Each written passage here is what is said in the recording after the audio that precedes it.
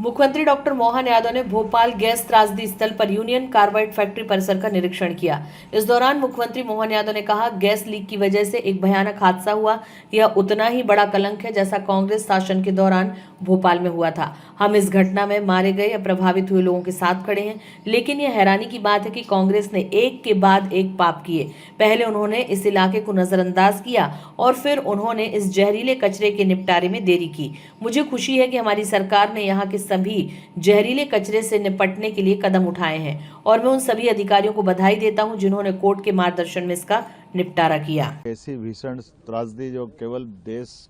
प्रदेश ने देश के अंदर भी इतनी भीषण त्रासदी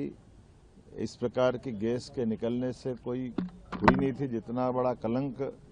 कांग्रेस के शासनकाल में 1984 में 2-3 दिसंबर की रात को यहाँ भोपाल में इसी स्थान पर भीषण मौत का तांडव हुआ था। और बड़ा आश्चर्य है, मिथाइल आइसोनेट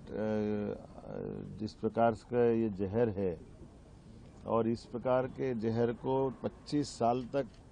कांग्रेस के शासनकाल ने फिर पटक कर रखे हुए लोगों के लिए इस डरावने स्थान को भूता बनाने का जो निर्णय किया था। हमारी सरकार ने कोर्ट और कोर्ट की व्यवस्थाओं में जवाबदारी के साथ निर्वहन करते हुए और आज भी हम उस तमाम जो इस घटना के कारण काल कवलित हुए, जिनकी दुखद मृत्यु हुई या वो बीमार हुए, उनके साथ सभी प्रकार की सहानुभूति के साथ उनके जीवन के उस कठिनाई के क्षण में सरकार खड़ी भी है। लेकिन आश्चर्य है,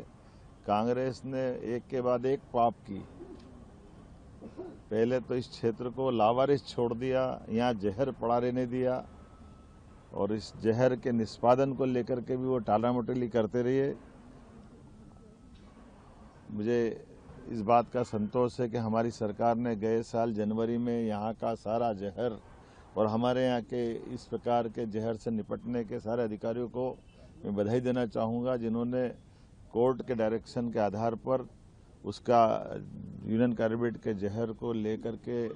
न केवल कोर्ट के मार्गदर्शन में उसका निष्पादन कराया, उसको जलाया, राख किया, बल्कि पूरे प्रदेश को महफूज करके दुनिया के अंदर ये संदेश दिया कि इस प्रकार से जहर के ऐसे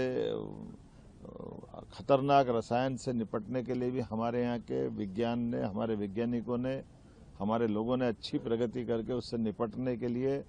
मानव हानि को बचाते हुए, खासकर कोई किसी प्रकार की जनहानि न हो, इस प्रकार के प्रबंधन करते हुए उस घटनाक्रम को, अतीत के घटनाक्रम के काले कलंक को धोने का प्रयास किया।